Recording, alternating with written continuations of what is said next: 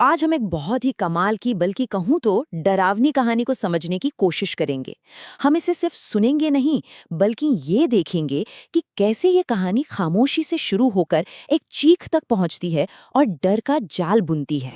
कहानी शुरू होती है ठीक रात के 12 बजे। हॉरर कहानियों का एकदम क्लासिक टाइम। और जगह क्या है? एक स्कूल।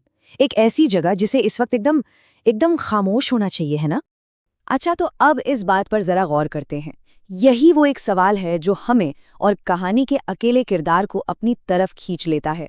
मतलब सालों से बंद पड़े स्कूल में घंटी का बजना, ये तो हो ही नहीं सकता। या क्या सच में हो सकता है? तो सबसे पहले बात करते हैं कहानी के माहौल की। यहाँ हर एक छोटी से छोटी चीज बहुत सोच समझ कर रखी गई है ताकि वो अकेलेपन और एक अनजाने डर का एहसास पैदा कर सके। और जानते हैं ये सारी चीजें मिलके क्या करती हैं? ये उस स्कूल को ही कहानी का एक कैरेक्टर बना देती हैं। एक ऐसा कैरेक्टर जो बोलता नहीं है पर अपनी खामोशी से ही रूह कंपा देता है। पूरी कहानी हमें एक अकेले सिक्योरिटी गार्ड के नजरिए से बताई जाती है और इसका मतलब है कि हम जो कुछ भी महसूस करेंगे वो उसकी आंखों से करेंगे। इससे जो डर है वो बहुत ज्यादा पर्सनल हो जाता है, बिल्कुल असली लगने लगता है। तो अब कहानी में वो पल आता है जब उस गहरे भयानक सन्नाटे को एक आवाज तोड़ देती है। एक ऐसी आवाज जो गार्ड को एक्शन लेने पर मजबूर कर देती है। यहीं से असली खेल शुरू होता है। और बस यही वो मोमेंट है, एक नामुमकिन आवाज, स्कूल की घंटी। जरा सोचिए, एक जगह जो सालों से बंद है, वीरान है, वहां घंटी का बजना। ये सिर्फ अजीब नहीं है, ये तो जैसे कुदरत के नियम के खिलाफ है। अब देखिए, गार्ड के अंदर दो चीजें लड़ रही हैं, उसका डर और उसकी ड्यूटी, और जीतती है उसकी हिम्मत। वो फैसला करता है कि अंदर जाकर देखेगा कि आखिर ये आवाज आ कहां से रही है।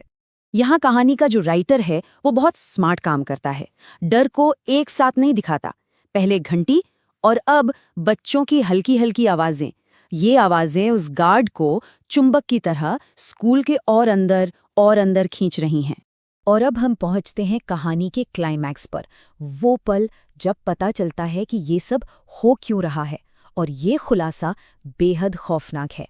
वो धीरे धीरे आगे बढ़ता है और एक क्लासरूम में झांकता है जहां से हल्की हल्की रोशनी आ रही है, और जो नज़ारा उसे अंदर दिखता है, बस यूं समझिए कि कहानी का पूरा डर उसी एक सीन में है। अंदर क्या है? दो शॉकिंग चीजें, एक के बाद एक। पहला, हर डेस्क पर बच्चे नहीं, कंकाल बैठे हैं। और दूसरा, जो और भी ज्यादा डरावना है, उन कंकालों की आंखों में आग जल रही है। मतलब ये कोई सोच भी नहीं सकता। फिर उसकी नजर बोर्ड पर जाती है और वहां खून से एक सवाल लिखा है। एक ऐसा सवाल जो सब कुछ बदल देता है। एक ऐसा सवाल जिसका जवाब शायद कोई नहीं सुनना चाहता। तो जैसे ही गार्ड ये सब देखता है, कहानी अपने आखिरी पड़ाव पर पहुंच जाती है और इसका अंत बहुत ही शॉकिंग और घुटन भरा है। अब जाहिर सी बात है, ये सब देखकर वो क्या करेगा? वो जोर से चीखता है और दरवाजे की तरफ भागता है। कोई भी यही करता, बस उस खौफनाक सपने से किसी तरह बाहर निकलना है। वो दरवाजे के बिल्कुल करीब है, बस निकलने ही वाला है कि तभी कहानी का आखिरी और सबसे बड़ा डर सामने आता है। लेकिन इस बार कुछ दिखाई नहीं देता, बल्कि सुनाई देता है। और बस यही एक लाइन पूरी कहानी का मतलब बदल देती है। इससे ये पता चलता है कि वो गार्ड वहां सिर्फ एक देखने वाला नहीं था, वो तो उस जाल में फंस चुका है। कहानी का असली हॉरर जानते हैं क्या है? वो ये है कि गार्ड किसी भूत प्रेत की छानबीन करने नहीं आया था, उसे तो बुलाया गया था। वो कोई गार्ड नहीं, वो तो वो टीचर है जिसका वो सारे कंकाल इंतजार कर रहे थे। पुराने दरवाजे पीछे लाल रोशनी, हर दीवार में छुपे राज, सुनो मेरी कहानी। हर तलाश के पीछे एक अनजाना किस्सा, अदृश्य।